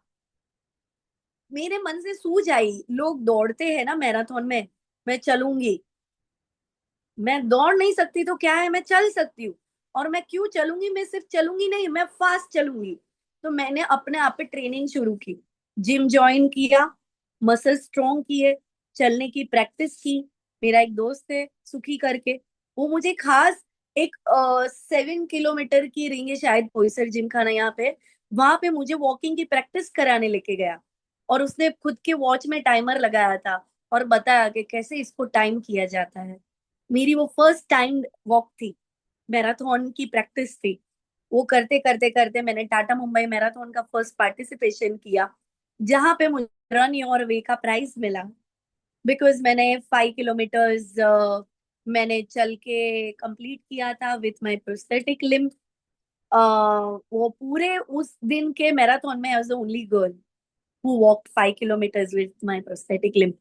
टाइम्स ऑफ इंडिया में मेरा आर्टिकल नहीं आया था, पर मेरा पैर का फोटो आया था सिर्फ, कि देखो कैसे कैसे लोग भी लाइक हौसला बनाकर 5 किलोमीटर चल रहे हैं। वैसा एक आर्टिकल आया था, और मेरी एक दोस्त ने वो पैर का फोटो देखकर बोला कि ख्याति ये तो तेरा पैर है। मतलब मेरी पहचान मैं नहीं, मेरा पैर बनी। तो that was a awakening time for me. और वो जो मेरा पैर मेरी पहचान बनी ना, उसी की वजह से ये नाम मेरे मन में सूझा, गर्ल विद प्रोस्थेसिस। और मैंने इंस्टाग्राम और फेसबुक पेज बनाया, जो मैंने आपको हाल ही में बोला।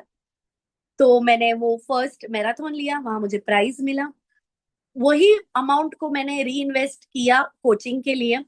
शंकर थापा करके मेरे कोच रहे थे, 2 साल मैंने कोचिंग ली उनसे। बाद में मेरी 2022 में मैंने कोचिंग प्रैक्टिस थोड़ी कम की, क्योंकि कहीं ना कहीं न्यूट्रिशन बैलेंस था। मुझे कोई गाइड करने वाला ही नहीं था कि मुझे और क्या चाहिए मैराथन को और सक्सेसफुली पुश करने के लिए। शायद तभी मुझे कोई और एक बार मिल गया था, और मैं इग्नोरेंट तभी भी नहीं होती थी, तो मेरी मैराथन और थोड़ी लंबी चलती थी। But never mind, I come back stronger this time. तो मैंने 2022 में प्रैक्टिस थोड़ी स्लो डाउन की। पर वो टाइम पे मेरे पास अपॉर्चुनिटी आई करसुबाई चढ़ने की। मेरे एक मित्र रहे हैं प्रदीप भाई कुमार, जो यही एक एपिसोड में आ चुके हैं, वक्ता बन के शायद से। तो प्रदीप भाई ने बोला कि मैं जा रहा हूँ, तुझे आना है? मुझे लगा चलो। मैं अकेली लड़की और वो लोग 4 लड़के। बट हमें ऐसा होता ही नहीं है। लड़का और लड़की क्या होता है, एक एथलीट एथलीट होता है, उसमें जेंडर बायस नहीं होता है। तो उन्होंने भी बोला ठीक है चल आ जा। तो हम गए करसुबाई। सुबह कुछ 5:45 को चढ़ना शुरू किया था। लास्ट के 2 किलोमीटर बाकी थे। अगर कोई करसुबाई गया है तो उसे पता होगा, लास्ट 2 किलोमीटर फ्लैट टेरेन है, और ऐसी 90 डिग्रीज पे स्ट्रेट लेडर है। 90 डिग्रीज लिटरली आपको ऐसे ऊपर चढ़ना है, विच इज वेरी डिफिकल्ट। गिरे तो गए। मैंने ऑलमोस्ट छोड़ दी थी हिम्मत, क्योंकि वो 2 किलोमीटर जब आया, वहां तक आते आते ही मैंने इतने पड़ाव मैंने पार किए कि वो भी अमान्य, मतलब to to to be believe था। ऑलमोस्ट 6 या 7 लेडर्स है करसुबाई के ट्रैक में। वो लेडर्स की डिस्टेंस शायद अभी मैं फोन में भी नहीं दिखा पाऊंगी, कि इतने बड़े होते थे कि उसको पकड़ कर मुझे मेरे ये हैंड से ऊपर जाना है, खींच कर अपने आप को। और वो लेडर्स के बीच में गैप है, यानी अगर आपका पैर गया तो आप सीधे खाई में। पर मुझे पता ही नहीं था कि मैं क्या एडवेंचर करने जा रही हूँ। मैंने ऐसे ही हाँ बोल दिया, और मुझे तभी डर नहीं लगा, पता नहीं क्यों। शायद कुछ अंदर भगवान को मुझसे करवाना था ये उनकी इच्छा थी, इसीलिए ये हुआ है। तो मैंने वो 5 6 7 जो भी लेडर्स थे वो तो क्रॉस कर लिए धीरे धीरे। बड़े बड़े पत्थर पे खींच खींच कर ऊपर चढ़ी मैं। लोगों ने बहुत हाथ दिए मुझे। I am very grateful to each and every one who supported me in this journey. मैं नाम लूंगी तो लिस्ट कम पड़ जाएगा। मैं चढ़ी ऊपर तक। अभी लास्ट 2 किलोमीटर मैंने मेरे साथ जो साथी एक नीलेश करके था उससे बोला कि बस मैं यहाँ तक आ गई ना, मैंने बहुत किया। I am satisfied, I am contented. अभी तू मेरी वजह से मत छोड़ना। मैं यहाँ बैठी हूँ, तू जाकर वापस आ जा। I am sitting here. उसने बोला नहीं ऐसे कैसे, यहाँ तक हम लोग सब साथ में, ऊपर भी साथ ही जाएंगे, ऐसे थोड़ी तुझे छोड़ देंगे। आई वाज लाइक, जब इतनी एनर्जी मेरे आजू बाजू में, तो मैं गिव अप कैसे? जिंदगी में गिव अप नहीं किया तो अब मैं कैसे गिव अप करूं? और मैंने भी, चलो अभी आप बोल ही रहे हो तो चल पड़ते भगवान का नाम लेकर। और मैंने हिम्मत की। और वो जो आखिरी लेडर थी, अभी भी मुझे नीचे से, और मेरे मतलब मेरे जो चढ़ रहे हैं जो मुझे प्रोटेक्ट भी कर रहे थे, और ऊपर जो चढ़ के ऑलरेडी खड़े थे लेडर के आसपास, उनकी आवाज है, यस ख्याति you can do it, yes ख्याति यू कैन डू इट। बस आखिरी 2 स्टेप्स, आखिरी एक स्टेप, वो करते करते वो जो मैं ऊपर आई, और वो जो खुशी थी, वो जो फीलिंग थी, on the top of the world वाली, मान गए। ये फीलिंग भगवान को मुझे शायद दिखानी थी कि ऐसा भी कुछ होता है और मैं कर सकती हूँ, या कोई भी कर सकता है। उसे बस एक सोच की जरूरत है और एक सहारे की जरूरत है। सोच ये कि मैं कर सकती हूँ, और सहारा ये कि मुझे सहारा लेने में कोई दिक्कत नहीं है। जब ये सोच और सहारा मिलेगा तो कोई भी शिखर पार कर सकते हैं। तो आगे मैंने ऊपर चढ़ा। वहाँ थोड़ी मेरी नर्व क्रैम्प्स वगैरह भी हुए थोड़े, बट ठीक है। सभी ने मुझे हेल्प किया, मैं रिलैक्स हुई। और कुछ 2 बजे के आसपास हमने करसुबाई से नीचे उतरना शुरू किया। रात को 9:30 10 o'clock हम नीचे बेस पे आए, जब मेरे पापा का कॉल आया कि कहाँ है तू, तेरा फोन नहीं लग रहा है। मैंने बोला ऐसे ऐसे है, अभी जस्ट बेस पे पहुंचे हैं। तो वो एकदम गर्म हो गए। समझ में आता है कुछ, कितना जोर करना है अपने शरीर पे, थक क्यों नहीं जाती है तू? समझ में नहीं आता है कितना टाइम हुआ, इतनी क्या जरूरत है तुझे, ये वो। मैंने बोला हाँ ठीक है, मैं घर आके बात करती हूँ। जब घर आई, और एक अद्भुत चीज मुझे हाथ लगी। ट्रैक में पूरे ग्रुप में मैं अकेली लड़की थी जो पर्सन विद डिसेबिलिटी थी, रादर लड़की थी। कोई भी लड़की among all the person with disability में, जेंडर में लड़की थी ही नहीं। यानी साहस ही नहीं कर रही है माउंटेनियरिंग करने के लिए। तो मैंने गूगल किया, बहुत सारी मैंने रिसर्च की कि करसुबाई को किसी ने चढ़ा है क्या विथ डिसेबिलिटी अपने पैरों से। तो मुझे जवाब मिला नहीं। तो मैंने अपना रिकॉर्ड इंडिया बुक और एशिया बुक को शेयर किया, और उन्होंने मान्यता दी। और मैं फर्स्ट वुमन विद 60% डिसेबिलिटी बनी, जिनका नाम है आज India book and Asia book of record में, for climbing the highest mountain, rather Everest of Maharashtra, Dubai. मैं बहुत खुश हूँ कि मैंने वो जर्नी तय की और बहुत कुछ सीखा। वो पूरी जर्नी में, चढ़ते हुए, उतरते हुए, थकते हुए, हारते हुए, वापस उठते हुए, आगे मैंने ये मेरा जो सिलसिला है बंद नहीं। अभी माउंटेनियरिंग हो गया, रिकवरी के लिए मुझे 3 दिन घर पे रहना पड़ा। माइल्स पास करके मेडिसिन है वो लेनी पड़ी। तो तब मैंने और एक बात समझी कि पर्सन विद डिसेबिलिटी को एक चीज याद रखनी पड़ेगी, उनको रिकवरी के लिए कुछ मेडिसिन का सहारा और रेस्ट पीरियड दूसरों से शायद थोड़ा ज्यादा लेना पड़ेगा। ठीक है, ले लेने का। इतना तो समझौता, इतना तो एडजस्टमेंट हम कर सकते हैं अपने साथ, अगर कुछ अचीव करना है तो आई एक्सेप्टेड माई रियलिटी कि मेरी वीकनेस क्या है, मेरी स्ट्रेंथ क्या है, और उसको साथ में जोड़कर मैं चलती रहूंगी। अभी मैंने मैराथन किया, मैंने माउंटेनियरिंग कर लिया, कभी नेक्स्ट मैं क्या करूं? मुझे जीवन तो मेरे मुझे अंदर से एक जवाब आया, तो मुझे जीवन में ना कोई भी डर नहीं रखना है। डरूं तो वो मैं नहीं, ऐसा मेरा जीवन होना चाहिए। तो मैंने डिसाइड किया मुझे स्विमिंग सीखना है। मुझे बहुत डर है स्विमिंग से। आज की तारीख में डीप में अभी तक मैं नहीं कर पाती हूँ स्विमिंग। शैलो में कर सकती हूँ विदाउट फ्लोट। पर वो स्विमिंग सीखने के लिए भी मेरे पास कोई कोच नहीं था। अनफॉर्चुनेटली मुझे अ, ऐसे कोच नहीं मिले जो मेरे पे विश्वास रखे, या वो फिजियोथेरेपी से हो या ऐसी स्पोर्ट्स मेडिसिन से हो, और वो मुझे बता पाए कि तेरी ये स्ट्रेंथ है और ये तेरी वीकनेस है, तो तुझे ये गेम करना है या ये चीज करनी है तो तू आगे बढ़ेगी। In fact I spent money to find out my strength and the game that I can choose to go till international level. But समा मुझे रास्ता नहीं मिला, पर ठीक है, नहीं मिला तो मैंने और बहुत कुछ किया है लाइफ में, आई एम नॉट रिग्रेटिंग। तो मैंने स्विमिंग सीखा अपने आप। मैं हर एक स्विमिंग का जो प्रयोग होगा उसमें मैं अपने माइंड को बोलूंगी कि देख अभी गिरेगी बट आगे तो तू फ्लोट होगी ही। तो पहले मैंने फ्लोट किकबोर्ड से शुरू किया, फिर फ्लोट पहन के शुरू किया, और एक दिन आया कि एक बार तो बिना फ्लोट के करना ही करना है। और धीरे मैंने फ्लोट छोड़ दिया शैलो वाटर में, और फिर एक ही बार मैंने डीप में स्विमिंग किया। कंपटीशन था 20 मीटर्स का। तो मैंने सोचा कि मैं ये कंपटीशन को अगर गोल के तौर पे रखूंगी तो फिर मैं डेफिनेटली स्विमिंग सीख जाऊंगी। तो मैंने उसको गोल रखा, और प्रैक्टिस पे प्रैक्टिस, प्रैक्टिस पे प्रैक्टिस। कांदीवली का जो स्विमिंग पूल है वेस्ट का, बीएमसी का, वो ओलंपिक साइज का है, 25 meters this way and 20 meters this way. तो मैंने उसमें जो 20 मीटर्स के, मैं कम से कम 11 से 12 लैप्स लगाती थी मैं। और ऐसे करके प्रैक्टिस कर करके मैंने स्विमिंग सीख लिया। आज डीप में अभी भी मुझे फियर है, पर एटलीस्ट मेरा शैलो का फियर चला गया, और मेरे मसल में एक स्विमिंग की मेमोरी ऐड हो गई। And I am proud of myself for that. I am proud of myself for that because ये जर्नी मैंने खुद ने कॉन्कर की है।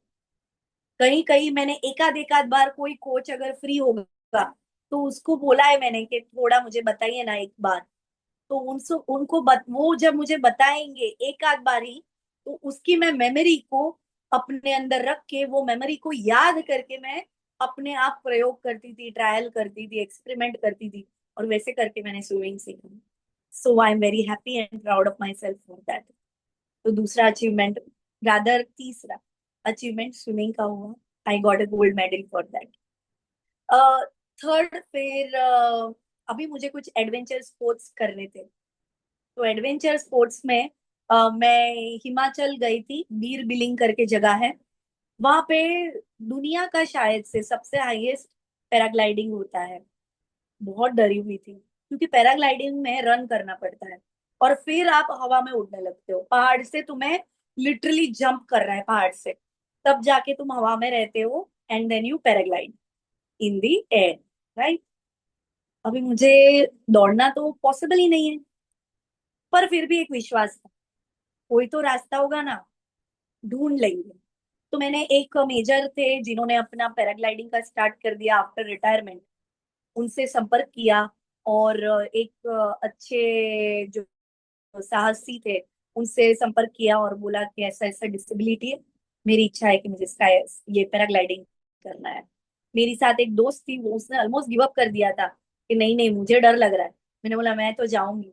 आई एम हैप्पी कि मेरे से इंस्पायर होके उसने भी पैराग्लाइडिंग किया। तो हम दोनों लड़कियों ने अलग अलग पैराग्लाइडर के साथ पैराग्लाइड किया। So that was my first adventure, sky adventure. उसमें रास्ता होता है, आपको बेसिकली बैठे रहना है, आपको दौड़ना नहीं है आपको सिर्फ कूदना है। तो वो बात हम उन्होंने टेक्निकली जैसे भी वैसे सिखाई, और मैंने हिम्मत करके उन पे भरोसा करके छलांग लगा ली, एंड आई डिड पैराग्लाइडिंग। वहां से तो अभी मैं शांत बैठूंगी नहीं, मुझे करना है स्कूबा डाइव। तो मैंने स्कूबा डाइव करा, मुझे था कि मैं स्कूबा डाइव नहीं कर सकती, मेरा तो प्रोस्थेटिक लिम्ब है, ये निकाल लेंगे, समुद्र में अंदर कैसे जाएंगे, कितने सवाल। और वो जो फ्लैप पे फिन्स पहनने पड़ते हैं पैर में, वो कहाँ से लाऊंगी मेरे लिए। मैंने लंकावी में मेरा फर्स्ट स्कूबा डाइव किया, 6 मीटर्स डाउन। तो वहां पे उन्होंने बोला नहीं, आप बिल्कुल चिंता नहीं करो, कोई फीस की जरूरत नहीं है, हम आपको टैंक से, ऑक्सीजन टैंक से पकड़ेंगे, आप बस मस्ती से पूरी जो नीचे की जो जल दुनिया है, जल की वो दुनिया, आप समुद्राई जो दुनिया है उसको एंजॉय करो। सी, मैंने हिम्मत दिखाई और मेरे लिए रास्ता खुल गया। तो मैंने 6 मीटर्स डाउन किया, तो मुझे तो इतना मजा आया। उन्होंने मुझे नीमो फिश से ऐसे टच करवाया, मैंने कोरल्स को टच किया, और क्या खुशी हुई मुझे कि मैंने आकाश नापा, और आज मैंने पाताल भी नाप लिया। तो 6 मीटर से मैंने संतोष नहीं किया, दूसरी ही 10 मीटर की स्कूबा डाइविंग थी, तो मैंने जापानीज कोरल गार्डन की 10 मीटर की स्कूबा डाइविंग करी वापस से। What A experience, that memories with me for the life time. अब यहाँ भी मैंने अटकी, तीसरा एडवेंचर स्काई डाइविंग। अभी मुझे था स्काई डाइविंग करना है, पर मुझे सेफ्टी नॉर्म्स के साथ करना था, एक्स्ट्रा सेफ्टी के साथ, तो इसीलिए मैंने यूएस चूज किया। सो मैं न्यूयॉर्क गई, थैंक्स टू माय काका, कि मैंने उनसे शेयर किया, मेरे काका, उनका नाम है हरकांत भाई। तो मैंने उनसे शेयर किया मुझे यहाँ जाना ही जाना है, मेरी बहन ने मुझे हेल्प किया, कजिन ने बुक करने में, और मुझे all the way, I think almost, I don't know that distance, but हमें जाने में कुछ 2 घंटा लगा, शायद 1.5 2 घंटा, और आने में भी उतना ही। तो मतलब उतना लंबा डिस्टेंस ड्राइव करके काका मुझे लेके गए, और मैंने 10,000 फीट से छलांग लगाई, स्काई डाइव किया। क्या मेमोरी है, नो, डर गई। और वो मेरे साथ जो जब उसका, थैंक यू टू एवरीवन जिन्होंने बन के, भगवान बन के मेरे साथ आए। तो स्काई डाइव किया है मैंने, एक बंजी जंप बाकी है, वो देखेंगे अभी कब करना है, जब अंदर से सूझ जाएगी। इन बिटवीन मेरा ड्रीम है, मुझे रॉक एंड रोल, उससे मैंने अचीव किया प्रैक्टिस कर करके, पर ट्रू सेंस में हलासन अभी भी मैं नहीं कर पाई हूँ, पर एक दिन मैं जरूर करूंगी। तो मुझे योगा की इंस्पिरेशन मिली दोस्तों के साथ, और मैंने पढ़ाई करना शुरू किया, और मुझे पतंजलि योग सूत्र के बारे में जानकारी हुई। तो मैंने मुंबई यूनिवर्सिटी में कोर्स ज्वाइन किया, डिप्लोमा किया, एडवांस डिप्लोमा किया। बहुत सारे आसन मैं ऐसे करती हूँ जो एबल्ड बॉडी भी नहीं कर पाते हैं, ऐसा उन्होंने खुद ने मुझे बोला है। और मैंने एमए विथ फिलोसॉफी डिग्री अभी 2022-24 में ली। At this age I went for further studies, so today I can say proudly that I have got double masters. मैंने एमए विथ फिलोसॉफी किया, मैं वहां रुकी नहीं, मुझे एक विजन मिला कि मेरे अंदर की पॉजिटिविटी क्या काम की, अगर मैं दुनिया में वो पॉजिटिविटी छोड़ के ना जाऊं, हर एक के दिल में वो आग जलाकर अगर मैं ना जाऊं दुनिया छोड़कर, तो मेरा जीवन ही क्या। तो वही विजन से मैंने philosophical counselling for person with disability with योग फिलोसॉफी एन इंटीग्रेटेड अप्रोच, ये टॉपिक पे मेरा पीएचडी रजिस्टर किया है।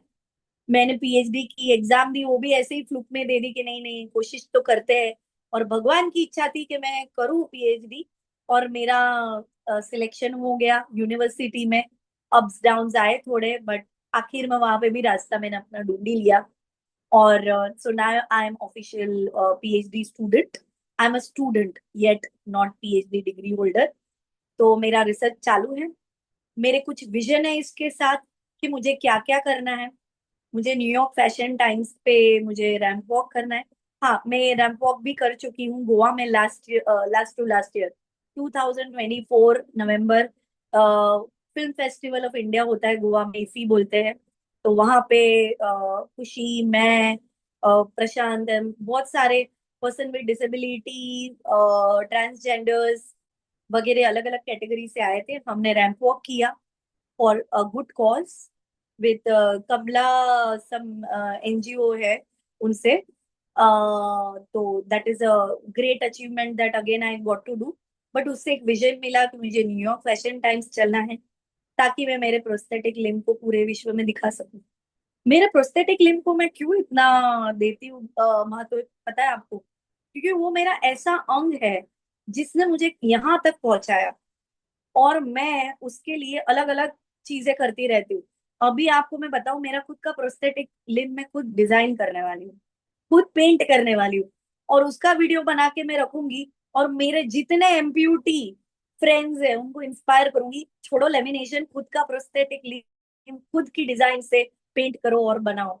और नहीं पसंद आया, नई डिजाइन चाहिए, तब नया बनाओ। Again we are not dependent on anybody. तो मैं वो प्रयोग करने वाली हूँ अपने पे। So yeah, I want to walk New York Fashion Times. That is my dream. मुझे हलासन करना है। मुझे लोगों को फिलोसॉफिकल काउंसलिंग के द्वारा अपनी लिमिटलेस पर्सनालिटी को एक्सप्लोर करने के लिए हेल्प करनी है। वो मेरा एक सामाजिक प्रयोग है।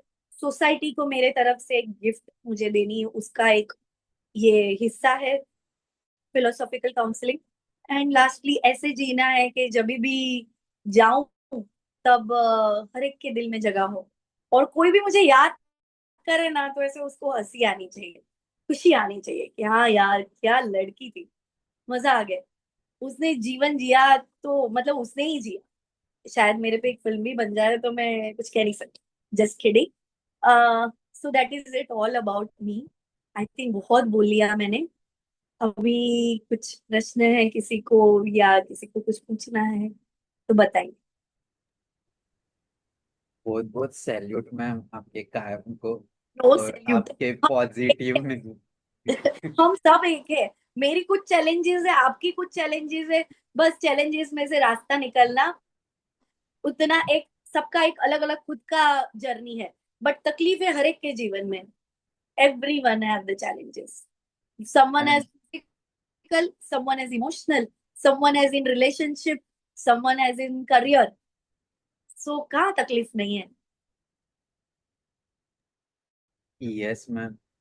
और आपने सारा जर्नी सुन के आपका पूरा जीवन चरित्र इतने हंसते हुए आपने शेयर किया, तो मेरे मन में एक सवाल है, what is the happiest moment in your life कि जो आप कभी भूल नहीं सकते?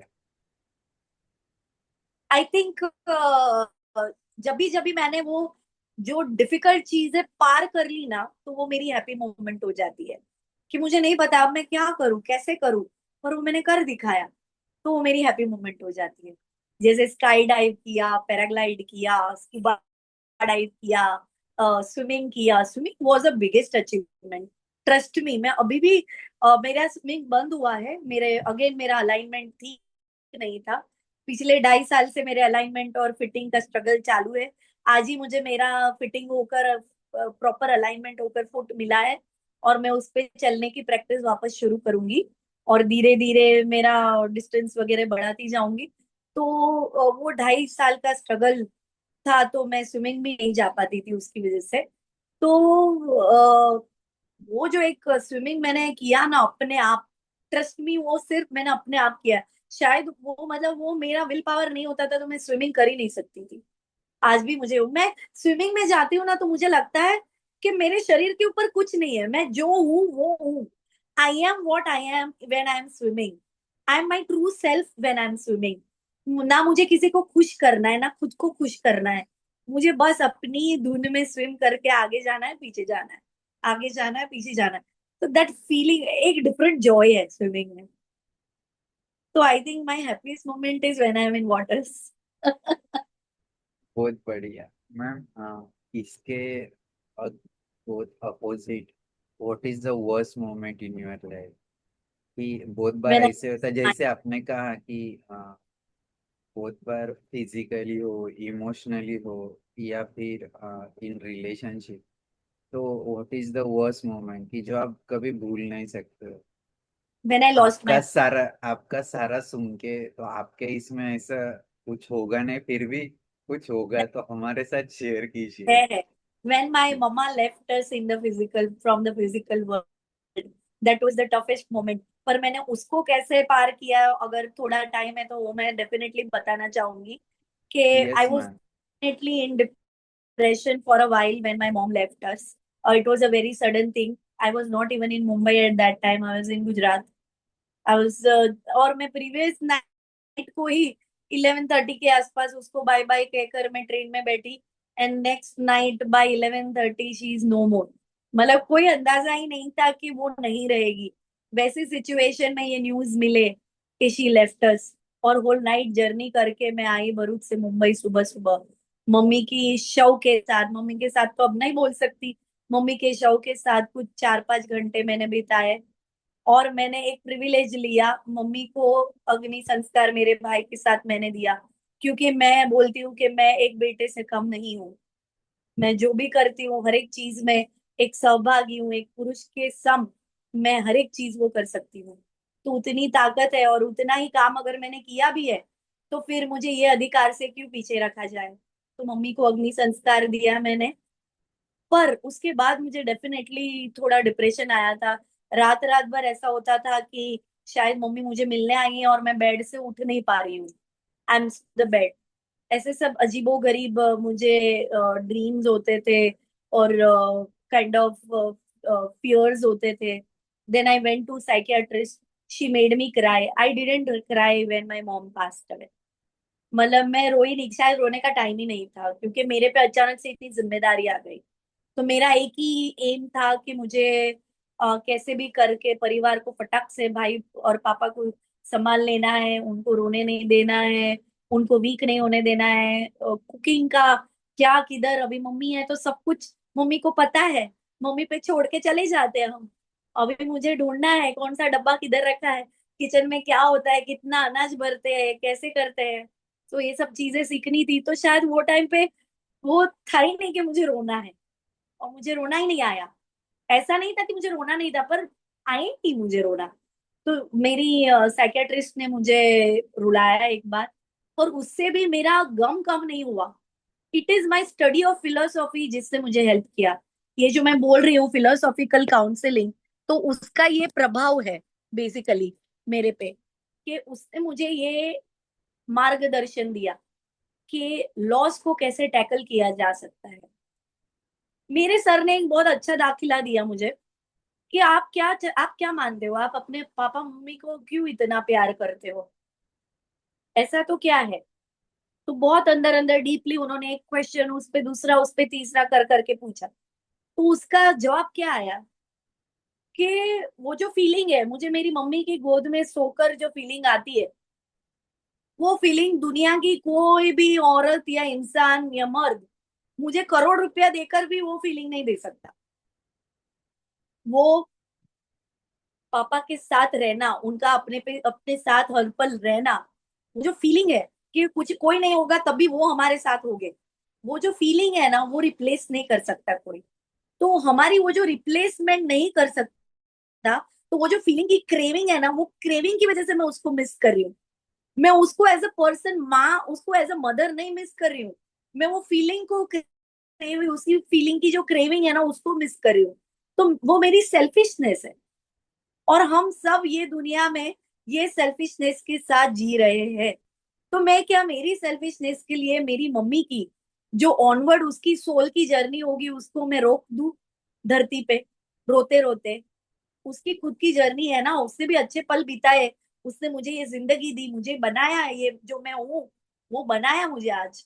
तो फिर उसके लिए मैं रोऊं, उसको मैं पकड़ के रखूं, इससे जकड़ के रखूं, मुझे उसे छोड़ना चाहिए, क्योंकि मैं सेल्फिश बन रही हूँ। वो जो एक, I don't know if I am able to communicate that, पर वो जो एक फीलिंग थी कि मैं अपने स्वार्थ के लिए उसको चाहती हूँ। और ये हम सब ये एक बार अगर मनोमंथन करेंगे तो ये फीलिंग को जान पाएंगे कि हम सब अपने प्यारे जो रिश्ते हैं उसको क्यों चाहते हैं। आपको लगता है कि वो सेल्फलेस लव है? मुझे नहीं लगता है, कोई सेल्फलेस लव नहीं होता है। वो चाह होती है प्यार की, वो इमोशन की, वो इमोशन की क्रेविंग जो कोई रिप्लेस नहीं कर सकता, वही इंसान कर सकता है। तो हम वो इंसान को मिस करते हैं जब वो चला जाता है। तो वो मेरी सेल्फिशनेस के लिए, I don't want to trouble my mom. और वो एक सोच ने पूरा मेरा पूरा विचार मेरा बदल दिया वो मोमेंट के लिए। और मैंने वो मोमेंट में से भी अपना रास्ता ढूंढ लिया, वो अंधेरे में से भी मैंने उजाला पाया। मैम, आपके पूरे जर्नी में what is the spark behind? जैसे कोई दिया जलाना हो तो एक छोटा सा स्पार्क जरूरी होता है। तो जैसे आपने बहुत बार कहा कि you are the product of ignorance, फिर भी मुझे यहाँ तक पहुंचना है, तो इसके लिए प्रेरणा कहाँ से मिली? What is the spark behind this, उसके बारे में बताओ। ये स्पार्क मुझे लगता है कि जर्नी से आता है, कोई रातों रात स्पार्क नहीं आता है, ये एक अंदर की सूझ होती है। वो सूझ तुम्हें वो स्पार्क दिलाती है।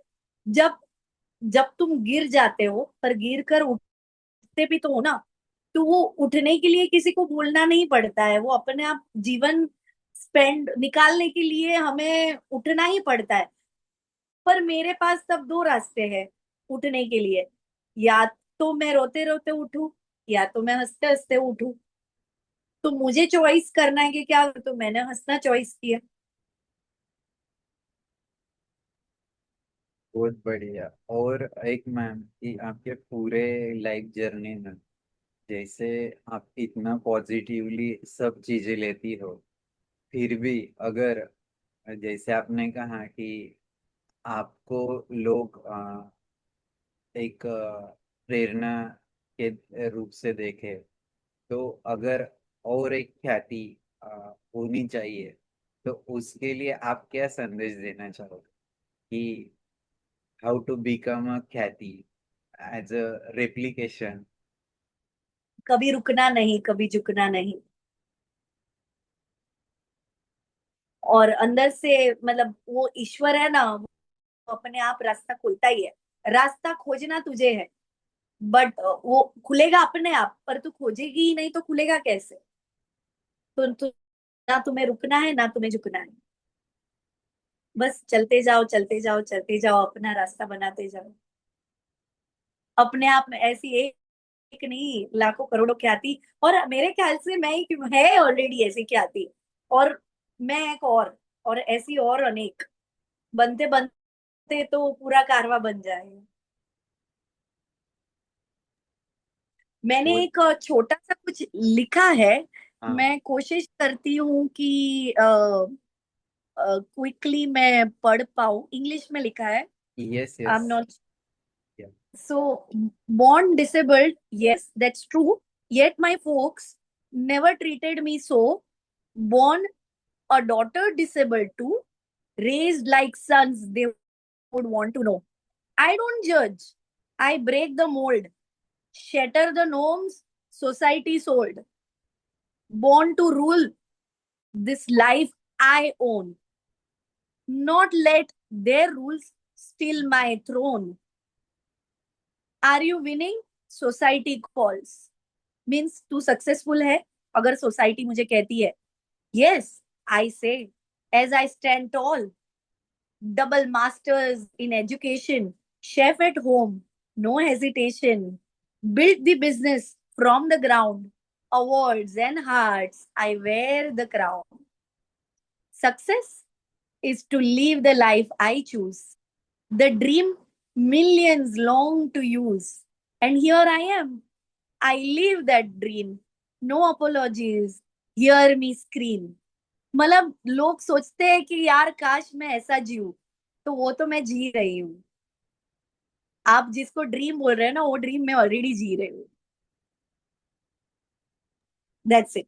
बहुत ही बढ़िया मैम, बहुत बहुत salute. Thank Anjali you. Ma'am, आप अभी मैं सभी के लिए मंच खुला करता हूँ, तो आप बात रखिए, आप संवाद कर सकते हैं ख्याति जी से।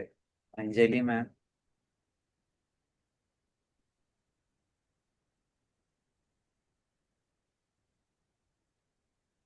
जी मैम, मैम हाँ। सच कहूँ तो मैं आपकी स्टोरी सुन के मतलब स्पीचलेस हूँ। मैं मतलब आपको मैं मैसेज पे बता दूंगी कैसा लगा। मतलब सब मैंने पॉइंट्स नोट करके रखे हैं। Thank you. आई बी मैं ग्रेटफुल। आपको जरूर दूंगी ma'am. I am proud of you. I don't think so कि इतना भी मैंने कुछ किया है। आप सभी ने अपनी खुद की एक कहानी लिखी है और बस हमें इन कहानियों को, इस हिम्मत को, इस प्रेरणा को, इस साहस को सेलिब्रेट करना है। तो आप भी वही हो, and I am always with everyone. कुछ भी कभी भी ऐसा कुछ हो जो मैं कर सकती हूँ तो I will be there for you.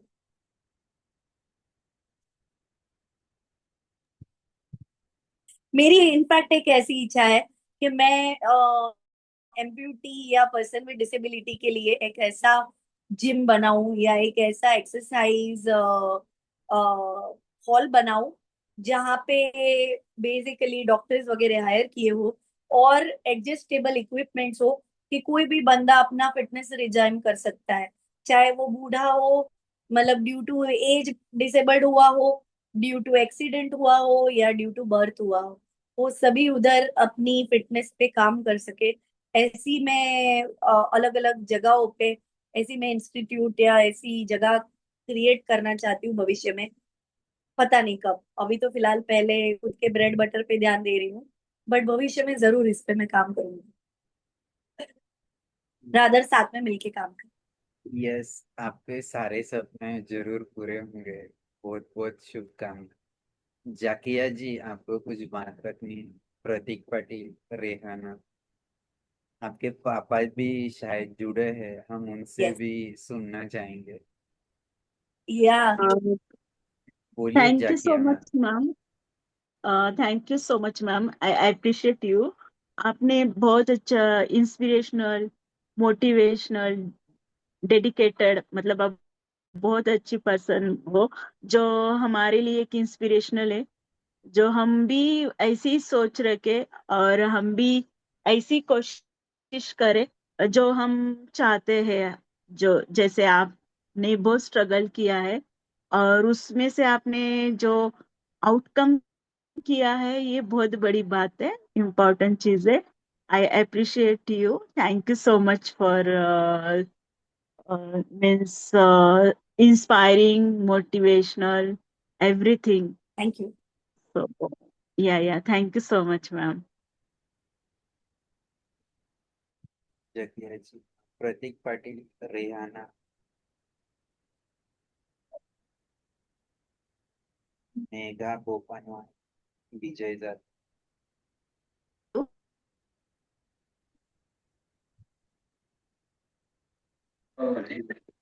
हाँ बोलिए मुझे बहुत प्रतीक। अच्छा लगा आपकी जर्नी सुन के।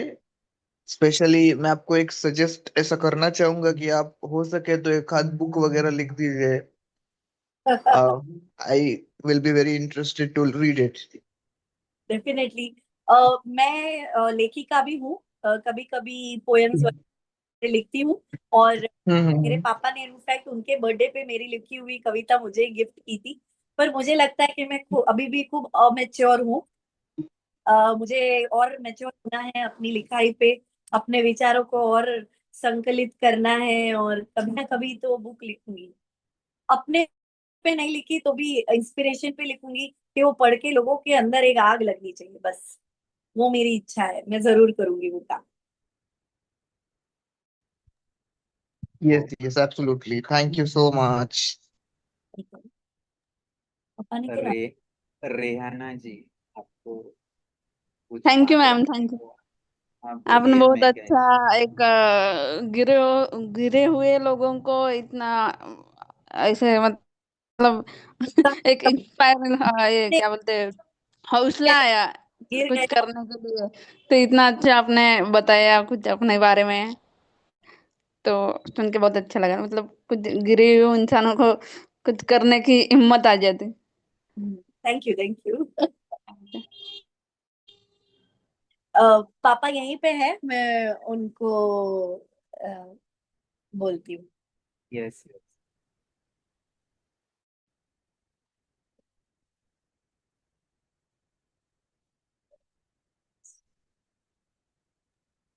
नमस्कार।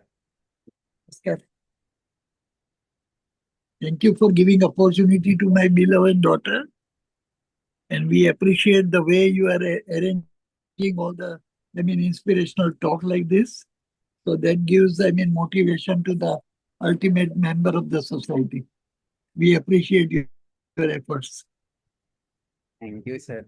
और जैसे कि आपने शुरुआत में कहा कि ऐसे सारे महानुभाव जो ऑलरेडी सोसाइटी में है लेकिन लोगों तक उनका जो कार्य है वो पहुंचता नहीं है। हमारी यही कोशिश है कि ये संवाद बढ़ता रहे और लोगों को इससे प्रेरणा मिलते रहे। इसलिए हम एक कंटिन्यूअसली संवाद सारथी में मैडम जैसे बहुत सारे महानुभाव को आमंत्रित करते हैं ताकि उनसे लोगों को बहुत अच्छी प्रेरणा मिल सके। यही हमारी कोशिश है। और आपको तो बहुत बहुत सैल्यूट कि आपने इतने आपके लड़की होकर उसे इतने अच्छे मतलब मदद की, मतलब सिर्फ मदद नहीं की तो आज वो खुद खुद के पैर पर खड़े होकर लोगों को इंस्पायर कर रहे। तो बहुत बहुत सैल्यूट सर आपको फॉर दिस गुड इनिशिएटिव। और हमने देखा है जितने भी यहाँ पर स्पीकर आ चुके हैं महानुभाव, तो जहाँ जहाँ पेरेंट्स आपके जैसे हो ना, तो वहाँ पर वो बच्चे इस मुकाम तक पहुँचने की जरूर कोशिश करते हैं। अगर ऐसे पेरेंट्स नहीं रहेंगे आपके जैसे सोसाइटी में तो ये बहुत मुश्किल काम हो जाता है। इवन जीने के भी मुश्किल काम हो जाता है जो पर्सन विद डिसेबिलिटी है। तो बहुत बहुत सैल्यूट सर आपको। Thank you.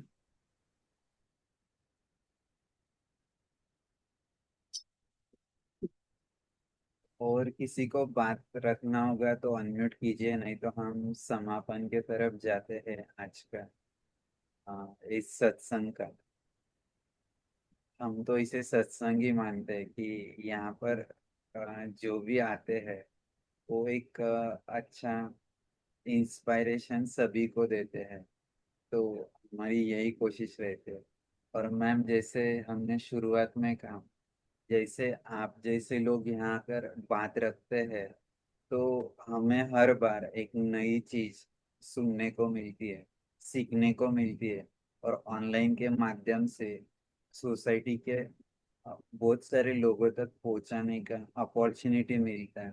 और हमें गर्व महसूस होता है कि एक छोटा सा काम एक निमित्त बन के हम कर सकते हैं। और आप जैसे लोग जब इतने चैलेंजेस होके, इतने ऑब्स्टेकल होके वो सारे छोड़कर उसे पार कर कर इस मुकाम तक पहुंचते हैं और अपने आप को एक सोसाइटी में और अपने करियर में, अपने एजुकेशन सिस्टम में एडजस्ट कर लेते हैं। और सिर्फ एडजस्ट नहीं करते हैं तो आप लोगों को बता सकते, जैसे आपने कहा कि मुझे तो लोगों को रास्ता दिखाना है कि how to live life.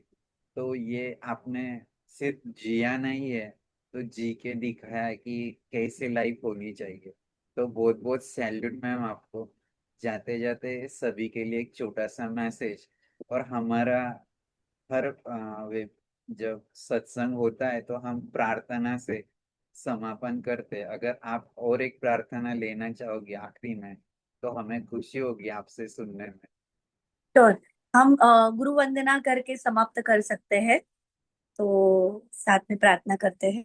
Yes.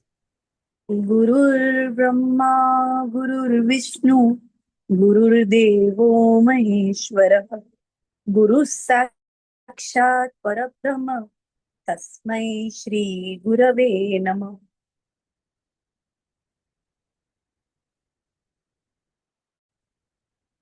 Nice. हमारे पूरे संकल्प फाउंडेशन और संवाद सारथी परिवार की तरफ से हम आपका थैंक्स कहना चाहेंगे। और आगे भी हम संवाद में रहेंगे ताकि आपसे जो जो बातें हमें आज सुनने को मिली, सीखने को मिली, वो ज्यादा से ज्यादा लोगों तक इस तरीके से जिया जा सकता है, इसका एग्जाम्पल सेट हो सके। Again thank you very much ma'am. Thank you, धन्यवाद सभी को, पूरी टीम को इतने एफर्ट्स लेने के लिए, देर देर रात तक भूखे रहने के लिए। हम अभी मीटिंग यहाँ पे पूरी पूर्ण करते हैं और सभी लोगों को शुभ रात्रि और जल्दी वापस मिलेंगे, मुझे यकीन है उसका। Yes. Thank you very much, शुभ रात्रि।